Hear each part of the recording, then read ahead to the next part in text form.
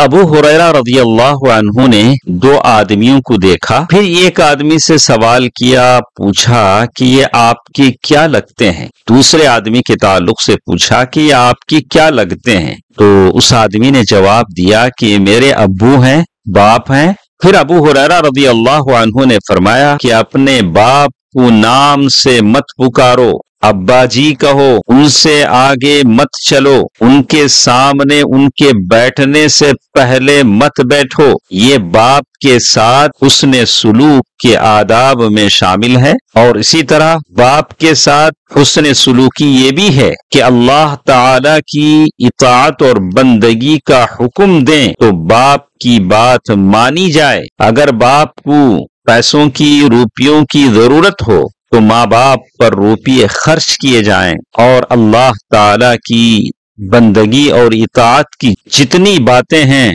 उसमें उनकी इताअत की जाए।